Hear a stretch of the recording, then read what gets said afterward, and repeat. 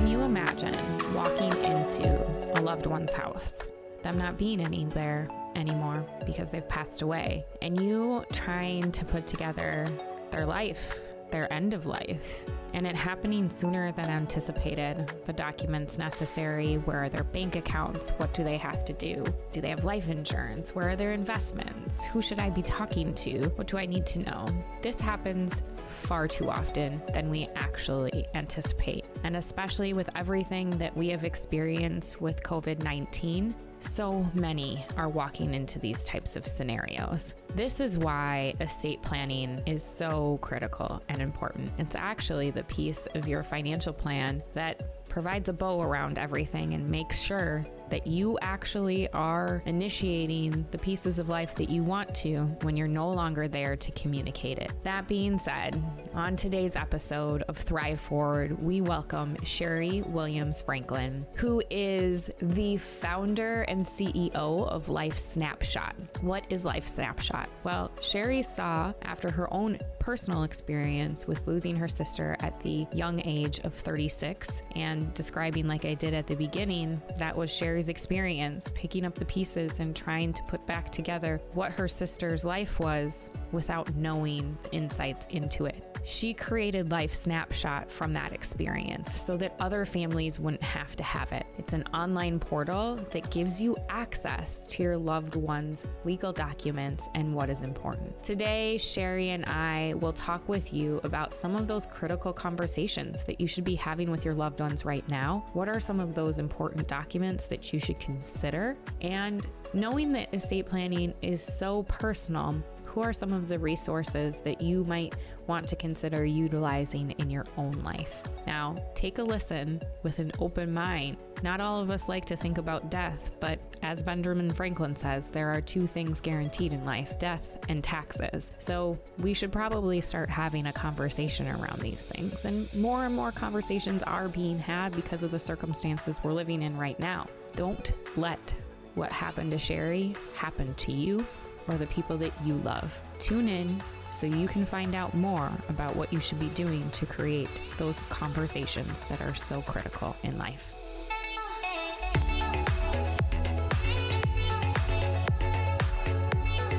Well, thank you so much for having me. I'm excited to be with you today.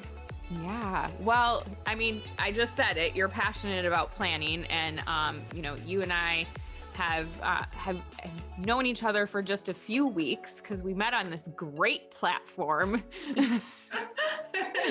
Social media does wondrous things by bringing people together, right? Yes, absolutely. But you spoke my language of planning, and I was like, I've got to get to know this gal. She clearly gets it because it's so important to be in planning. So tell us how you developed your business, and where that passion for planning came from, and your story. No, thank you again so much for having me. So my company, as you know, is called Life Snapshot, and it's essentially a digital storage vault that helps families organize and securely store personal assets, final wishes, and critical documents so that their loved ones can easily find them while dealing with a hospitalization or end of life. And so, unfortunately, my passion for the business really was birthed out of one of the most difficult experiences in my life, which was the loss of my sister. So back in 2015, my sister passed away suddenly at the age of 36. And, she was single. So finalizing her life really became my responsibility along with my mom's, and more so mine, because as you can imagine, it was very difficult for her to even deal with the amount of trauma, right? The shock of it. And so it kind of fell in my lap. And it was the first time as an adult I had to navigate that. My sister and I were 11 months apart, very young. So I never imagined that this would happen. And I found myself in her home just 2 days after she passed away, looking for, the documentation that the funeral home was asking of us. With no success. I mean, we're in her home, looking through her closets, looking through her drawers, looking through, all of the typical places, under the mattress, under the couch, trying to find paperwork. And the way that her home was positioned, it just looked like at any moment she was going to walk back in, slide on her bathrobe and slippers, and it did not feel like we should be doing that. And I thought to myself, there has to be a solution in the marketplace to minimize this overwhelming experience for my family in the future. And so I really went on a quest to find a solution in the market that would allow us to store our documents online and then have some human element that would have some checks and balances and check on us and make sure that if for whatever reason, we weren't accessible, they would share this information for us. And I could not find anything. So that's how my company came to be. My background is almost 20 years of sales and marketing and research and development for mid to large size manufacturing companies across the country. So I'm very comfortable working with designers and engineers to take products from concept to commercialization. So I said, I've got to do something. I've got to figure this out. And that's where my passion came from, is how do I help other families navigate this difficult experience in a more practical way? I can't, you are telling the story of so many families. I think a lot of times we think of death being something that happens when we're old, right? Right. And we've experienced life, but it is unpredictable. So unpredictable. And, the thing is, I didn't just have this experience and say, I'm going to start a company. No, I had to grieve this. I, struggled. It took us almost 2 years to unravel her life. And she was an entrepreneur. She had a company. We had to figure out how to contact her employees. We had to figure out how to contact her clients. We had to figure out how to dissolve her business. It was an overwhelming experience, and I wasn't prepared for that. My family wasn't prepared for that, and we didn't know where to go. We didn't know how to go about all of this. And so that is how I started to understand the complexity of, estate planning and the complexity of not having a plan, whether it's formal or informal, and where's the roadmap? I'm like, where are the breadcrumbs that are going to lead me down this path so I can find this information? And it just wasn't there. And so there's not one person that I spoke to that did not have a similar story, because that was important to me. While I was having this personal experience, I wanted to make sure it wasn't just personal for me. Are there other people that are having the same issue? Are there other people that are dealing with trying to finalize a loved one's life and not able to find the information and struggling to find documents and all of that? So I needed to validate the business and make sure that this was a real thing before I jumped in.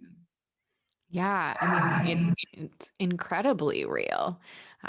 Being a financial planner, I mean, this is the piece that you can plan from an investment perspective. You can plan from an insurance standpoint. You can have the best cash flow. You can be doing all of the things. And the one thing that really is going to impact your family positively or, provide more stress. I wouldn't necessarily say negatively, but you don't want to leave behind a legacy of stress. Right. When people are, like you said, already grieving. It's not easy to lose a loved one. And so being able to have a process that's pinned together and very, communicated. And it's not just about the legal documents, which is why I think, your company is so great. And the process that you lead individuals through it's not just a hub, it's an experience. Right. Why did you want it to be that way?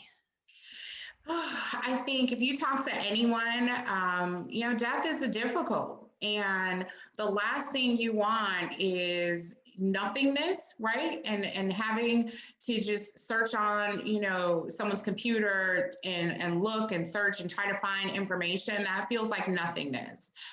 You want to have a voice on the other side somewhere. I began randomly calling insurance companies to figure out if they had a record of my sister as a policyholder. And everyone's like, no. That is the worst. And no one seemed to care, right? No one seemed to care that I lost someone. It did not seem to matter to anyone. The world did not stop.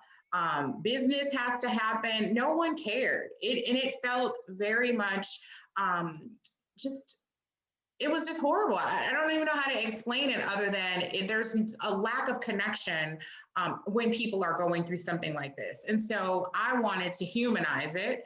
And I wanted there to be this technology piece that is a bit of a hub, but then also the human element for well-being checks and the voice on the other side of the phone to say, oh my God, I'm sorry for your loss. And yes, we can help you. We have this information and here's what it looks like and we'll have it to you within seconds. I wanted it to be a bit different. Well, I think it's so important too, because not everybody passes away with a huge loving family that they can have really great, strong conversations with, right? Money and life is sometimes hard for individuals to be able to talk to their families with. How have you seen these conversations change with some of the resources that you're able to provide your clients? And then maybe we should explain a little bit about the website and your business so that people can understand it, because we've talked about it obviously, Right. but let's maybe explain it a little bit for those individuals and how you've seen the conversations evolve beyond. Yes, I think you're right. We probably should talk a little bit about my business and explain it. So, Life Snapshot was built to help families put their affairs in order and protect their financial legacy.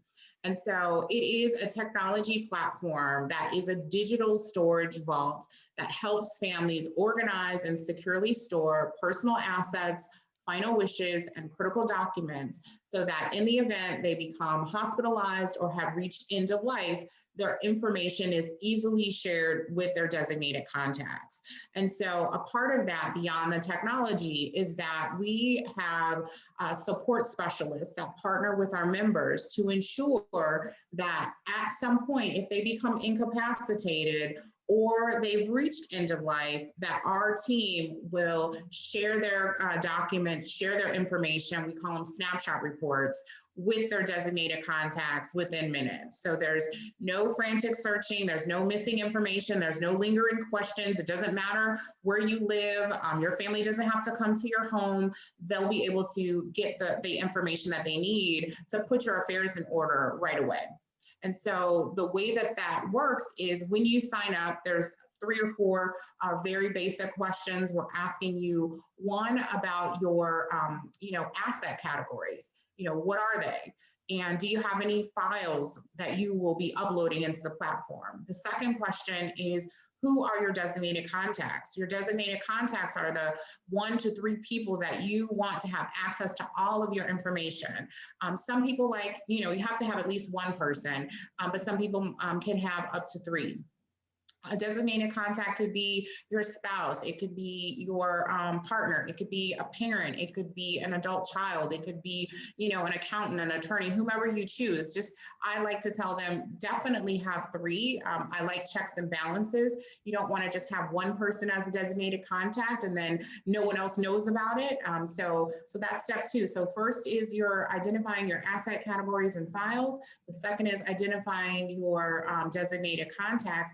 And then the final step is to identify your well-being check preferences. So as I mentioned, our support specialists partner with our members to ensure information is shared with your designated contacts. So we conduct monthly, quarterly, or annual well-being checks to ensure that you're well. So we're proactive about it. Throughout this pandemic, we had several members that were hospitalized. And for those that had a medical advance directive or power of attorney document on file, we were able to share those with their loved ones immediately so that they could make timely decisions on their behalf. And so that is the fusing of technology and the human element to help throughout the planning process. I think it's so critical in these conversations as we go forward, especially even after COVID, right? Whenever after COVID is, we are really living in a digital space. Yeah. And you mentioned it that your loved ones don't have to be in the same state. Yep.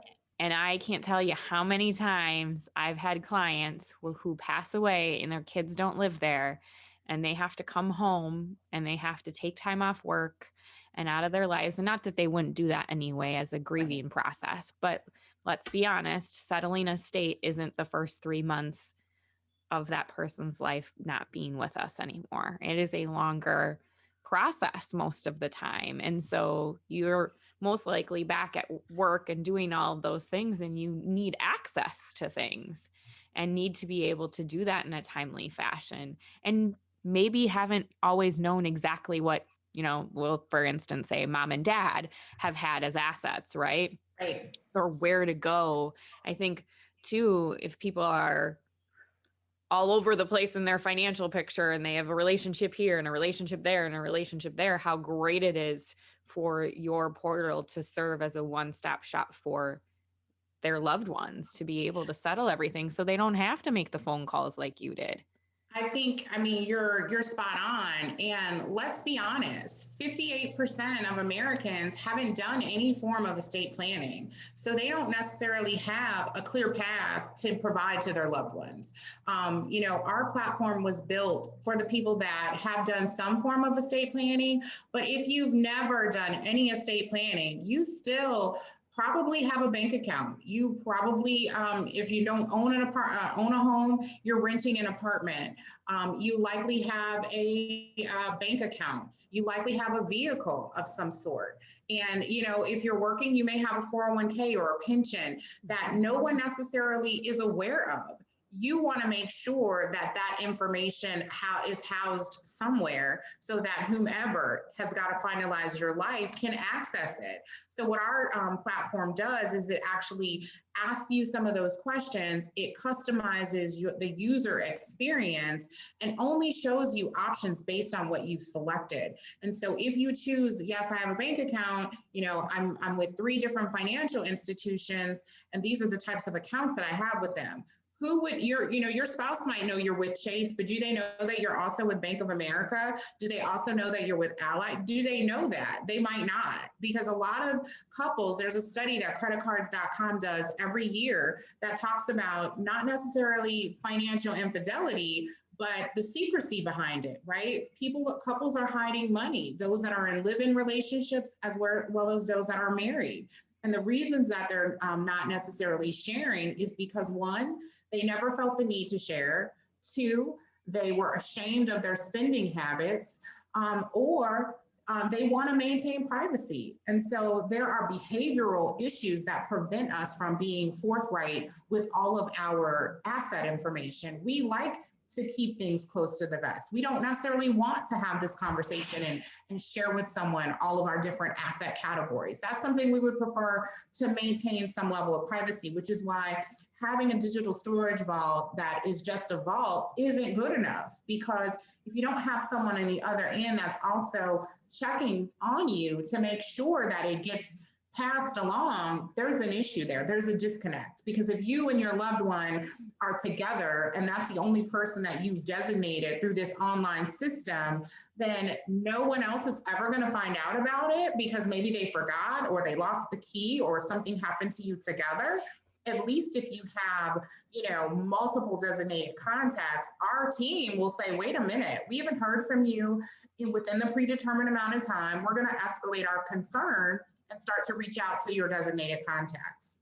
Yeah, absolutely. I mean, I think of it in the perspective of too, like, how have you seen relationships and that communication grow by realizing the impact that they might have to the people, right? Because we want that level of privacy, but then when we realize how that privacy may or may not affect our relationships with our loved ones after some people tell me, like, I don't care, I'm gone. It doesn't matter. But the reality is that is true. People do believe that. They believe, figure it out, I won't be here. That's a real thing. But then there are some people that are saying now, okay, wait a minute. I think what the pandemic has done is forced mortality conversations across the country in ways that we've never had them before. And I can say for our platform, I'm seeing women, our purchase behavior shows that 75% of our users are women, or at least those that are purchasing are women, and they're buying for themselves, their partner, and potentially a parent or a child. And so they're saying, listen, we need to have this conversation, and I've already taken some action steps to get you pointed in the right direction. So let's get going here, which I think is great. Well, I mean, we also know that women are the primary caregiver when it comes to somebody getting, in a space of needing care, right? Right. It doesn't matter if it's our children, our spouses, or our parents, or another loved one. Usually women outshine men when it comes to that space. I mean, like, we Right. are the ones that, so it doesn't even remotely surprise me that women are stepping into that role and having those conversations. And Right. I tenfold agree with you that it is now not a time to necessarily be as secretive. It doesn't mean that secretive doesn't mean that you have to give up privacy. Right. You can, I tell clients this all the time. You don't have to tell people balances. You just have to tell people who to contact. Right. And that's what I tell them. Like, the way that our platform is structured, like, you don't have to put in your social security number. We don't need your account number. We just need to know, where do you bank? Who has your 401k? What company, is managing your investments? Because that's the goal, is to put that information in one place so that it's a roadmap for your loved ones. They can then go into any bank with a copy of your death certificate, a copy of, their identification, and show, hey, I'm listed on this account. I'm not listed on this account, but I've got financial power of attorney, and they're no longer here. I need this information. And you don't need the account for that. They will tell you, okay, they banked with us. They had 5 accounts. Here's the information. They'll tell you which accounts. They'll tell you how many, they'll give you that information. You don't need the account numbers. No, absolutely not. And I mean, when you go to the institution, the person that works there, like myself, is going to have all of that information. Exactly. That person never needs to have that. Like, we can verify things via statements and all of those other things. So you can still have a level of privacy while still being able to enact a plan that allows what's important to you to be able to happen. You also have a space on the platform that allows people to write a letter or like give a little piece of that. And I want you to go into why that was so important for you to Yeah. include beyond just the strategic pieces of it. Yeah, I'm happy to answer that, but I do want to say something to the comment you just made. I think you just were a myth buster, a minute ago, when you talked about, what that process looks like walking into a bank and requesting information. Because I will tell you, so many people say to me, "Oh, you don't need my account information? Like, that's not required." I think people don't know that. When I tell them, you don't even have to have them listed on your account. You can fill out a slip that, just list them as a POD, to be paid on death. People aren't aware of that. People think, oh, if I put them on my account now, they're going to have access. I think that's something that we have to scream from the rooftop. That's not the case, so that they will feel like they're maintaining privacy, but they've listed someone to be paid on death if something were to happen to them. Yeah. I mean, like, just a real quick on that too, like, there is a big difference between payable on death or transfer on death and power of attorney, right? Right. A power of attorney is something that is while you're alive. And yes, you absolutely need to use that document carefully and you need to have the conversation, but you also need to appoint people that you trust, because that person could have access to your information, right? But I will tell you this, like, as an investment person and as a financial planner and somebody who's spent my whole career, somebody can't just walk in and present the power of attorney and say, I want access to my parents' accounts. There's going to need to be a letter of incapacitation.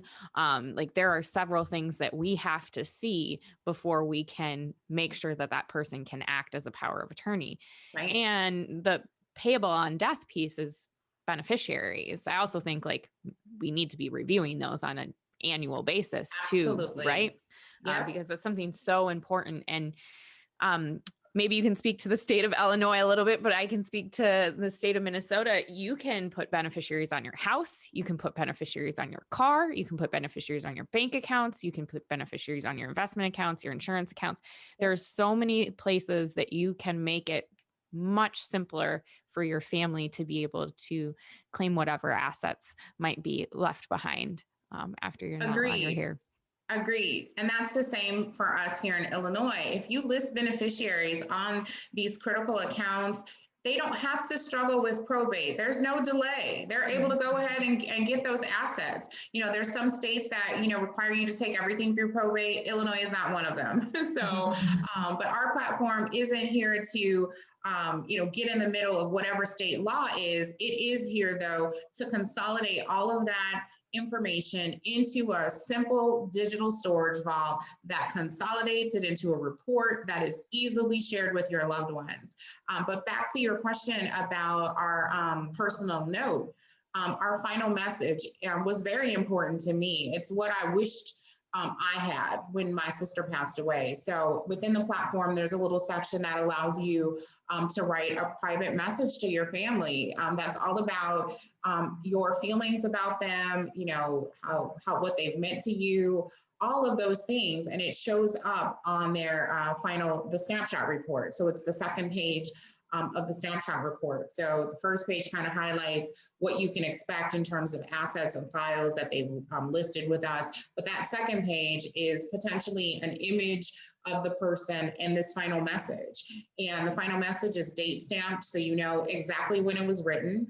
And it's just a little personal touch for, your loved ones to say something to you, or for you to say something to them that you maybe never got a chance to say, but wanted to say. You think about, Chadwick Boseman, who passed away here at Black Panther. He was sick for some time, and most of us weren't aware. I'm sure his family was aware. But did he take the time to write a private message to them? I'm sure that means the world to them to have something like that. What about people that are sick and don't tell anyone that they're sick?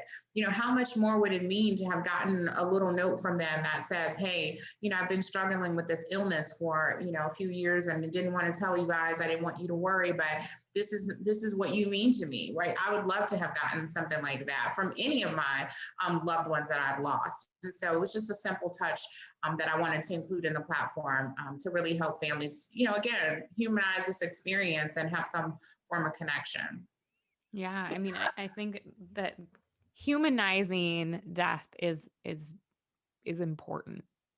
We don't have to be able to be this stoic person that just plows right through, right? But being able to experience the emotions that happen in that space too is so critical.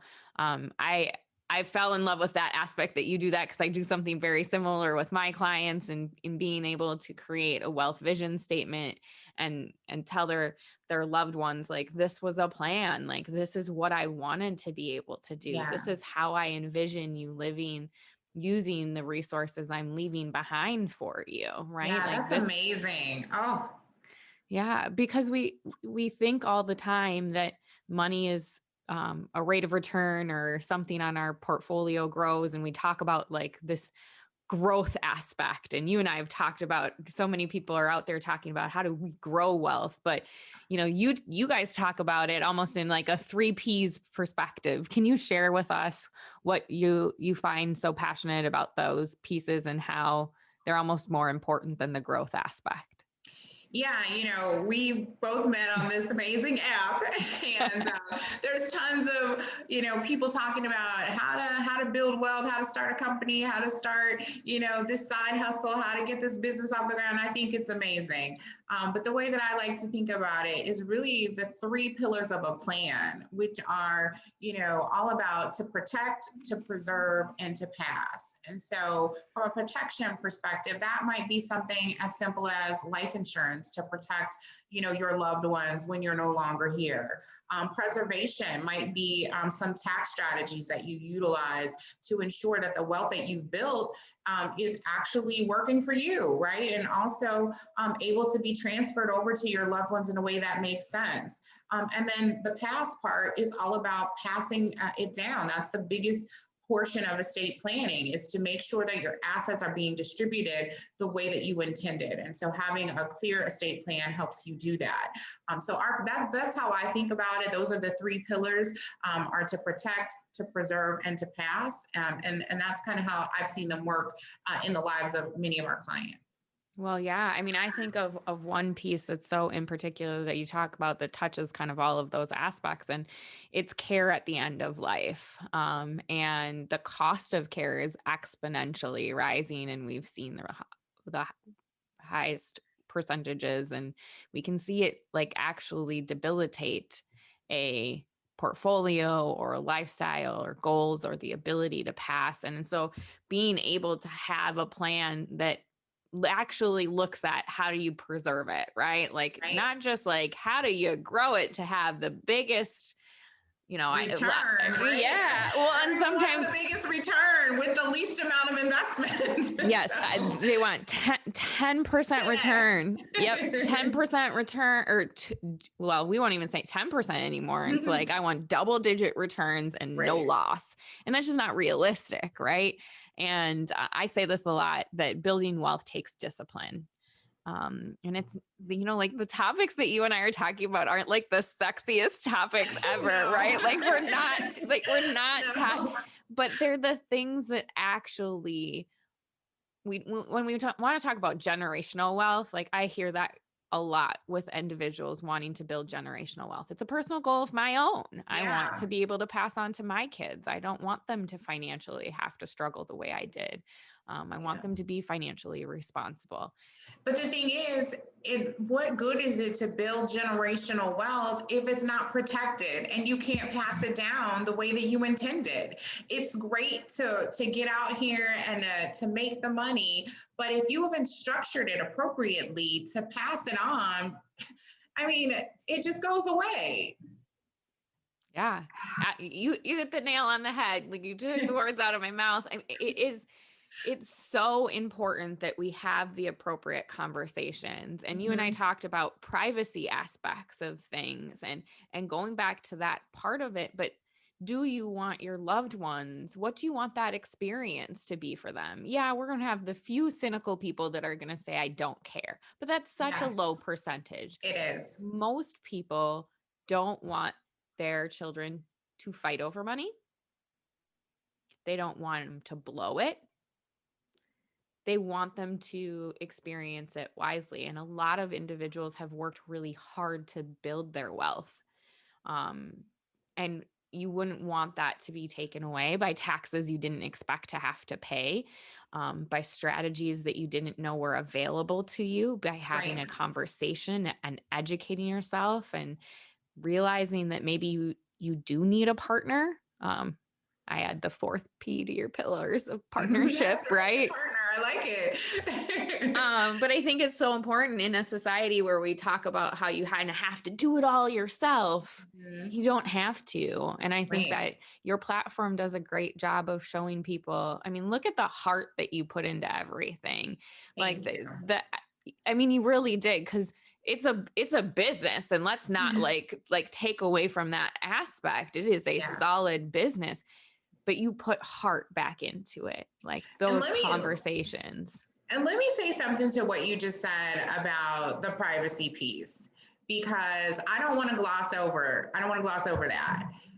When we are too private, right, it is the thing that contributes to the fact that there are $40 billion in unclaimed money and properties being held by the US government because beneficiaries are often unaware that these assets exist. Okay. So that I have stories like that I could tell. Like I legitimately have clients that's happened to. Come on, like let's not gloss over that fact, right? That it is this private behavior that contributes to $40 billion in unclaimed monies and properties. Not the entire amount, but a huge portion of it, with $7.4 billion estimated to be in unclaimed life insurance. How is there so much unclaimed life insurance? That means you did not communicate to your loved ones that you had a policy. Your loved one purchased a policy for you and never shared it with you. There is 7.4 billion in unclaimed life insurance. When people ask me the single most important piece of an estate plan, my response is communication. Ooh. That if your plan is lacking, if you lack clear communication, the checks and balances behind the scenes to execute the plan, you have no plan. Who cares if you spent 30 years investing in life insurance? Who cares if you've spent, 15 years working with a wealth management expert? If there's no one left to communicate the plan and your loved ones can't access it, it doesn't matter. It's irrelevant. It goes nowhere. If these financial institutions are unable to get in contact with you within a year, this money goes to the government. No one is kicking in your beneficiary's door to try to find them, to get them this money. It's just not happening. Yeah, it's so communication is literally what I drive home with my clients all the time. You talked about it too with spouses and being, having that secret stash or you don't have to tell them how much. Right. Nobody, and I am A-okay with you having an independent account, right. But also have the conversation. Nobody wants to, I remember taking my husband to get our estate planning done, Cheri, and you and I talk about death every day. So for the two of us, it probably is very easy to go through these conversations. right. It's not even an option, right? We're this is what we're doing. It's a very different conversation for us than most people. Yeah. And I have one of my really good girlfriends is an estate planning attorney, and her and I can easily talk about this stuff. But I remember taking him in and he turned ghostly white when they asked us, what happens if you both die, your kids die, and your parents die? And people don't think about tragedy that happens. But, this week was the anniversary of the death of Kobe Bryant. Right. He and his daughter were in the plane together. Right. There were other families and children in the plane together. Right. And just like your sister passing away, and your mother never planned to bury one of her babies ever. No. You don't become a parent to plan to bury your baby. And that, if you didn't have those things in order, what happened? In my own backyard, we use it all the time as an example. Prince didn't have his estate plan in order. And all of the things, and then you get people that come out of the woodwork. And so if you have complex family situations, it's even more important to be able to have these conversations and get these legal documents in order. And people like Prince who have things that are trademarked, copywritten, what happens to that? Who now owns the rights to all of the things that he acquired throughout his life? Where was the plan for that? Mm-hmm. No plan? There's just no plan. It just goes away. So that is why our platform is so important. It is meaningful work. It is what fuels me to get out of bed every day, because I know that we are making an impact. But it's unbelievable. I think about the family. I think it was in St. Louis, that large family had that boating accident a few years back, and they wiped out the entire family, all but 2 or 3 people. And they weren't even in the same household. So you had 1 or 2 survivors from, 5 or 6 different households. That's not the same. You lost everybody.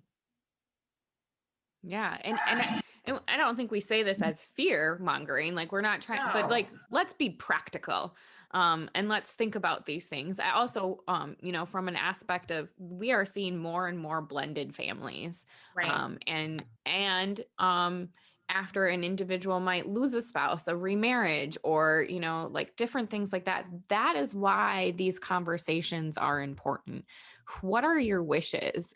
Your family letter and the directions that you give, I argue should be what every advisor who sits in my seat should be doing too. And for individuals, you get the choice to have a person that's going to walk this journey like Cheri and I would do with you. You have the choice. If somebody's not talking to you about this and you don't have this in order, it's time to take action. Right, right. And you can do it from the comfort of your home. You don't need either one of us. You can, our platform is desktop and mobile friendly. You can access it anywhere internet is available. It takes about 5 minutes to get started, and you can log in and out 15 times a day if you want to. You can upload files every, 6 months, whatever works for you. If you don't have any files, you don't have to upload any. You can take a picture. If you're in a meeting with a insurance agent, you want to take a picture of your policy and upload that from your phone, you can do it. What I wanted to do is create something that you can go through life. It can go through life with you so that things aren't missed, because that's what happens. We get these thick documents and we forget to upload them. And then what? Let's get rid of that. Let's take a screenshot. Let's use our phones. We use our phones for everything. Let's get our affairs in order and protect our families. That's the goal. That is really the ultimate goal. And it doesn't matter what age you are. No. Right. I think, bringing that full circle, your sister was 36. 36. Unmarried, no children, 36. And how important it is, and look at the lives that you're impacting. And so this is almost a call to action for individuals to move forward in that space and be able to take action in their lives so that they don't have the chaos at the end. Yeah. And I don't say you need Life Snapshot. No, I say you need a plan, right? If you want Life Snapshots to be a part of your plan, we're happy to have you. If you have a team that you're working with already, have a team that you're working with, but make sure your communication plan that supports that team is in place. If Life Snapshot can support the communication, we're happy to do that. But have a plan, have a clear plan for your loved ones, because that's the ultimate love letter, right? That's the ultimate gift. I was interviewed a while ago, and it was the first time someone asked me, a question. I can't even quite remember what it was. And I said, this feels like a love letter to my sister. And that was the first time I said that out loud. And I thought, wow, now I understand why I'm doing this, why it has been such a passion for me and it was fueling me in such a way. It's because it was the thing that helps me connect with her, honor her memory and her legacy. And it became a love letter to her. It's all of the things that I wish I had, all of the small details that, most of us need during this difficult time. One of the other sections in the platform we didn't necessarily talk about is contacts. So, who's your accountant? Who's your attorney? Who's the medical provider? Who are some of the people that, if something were to happen to you, you would want your loved ones to already have a list to reach out to them, like a pastor or anyone could be listed. Those are the things I wished that I had had available to me that I didn't. Yeah.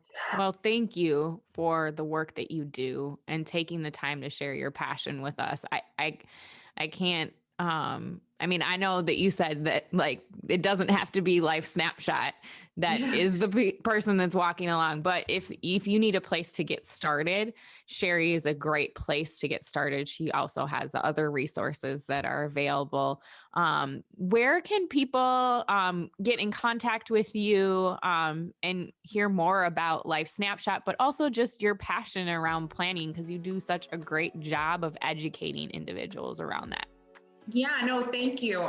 People can find Life Snapshot on all social media platforms. Of course, we have a website, www.lifesnapshot.com. You can find me everywhere. Cheri Williams-Franklin. I'm on Facebook. I'm on Instagram. I'm in Clubhouse. I lead the Financial Legacy Protector group on Clubhouse. So once a week, Wednesdays at 5:30 p.m. Central Standard Time, we're popping in different topics. I've got a group that supports the dialogue, and we'd love to connect one-on-one. That's the thing. We're going through life together, and I'm happy to share insights that support families. So thank you so much for this opportunity.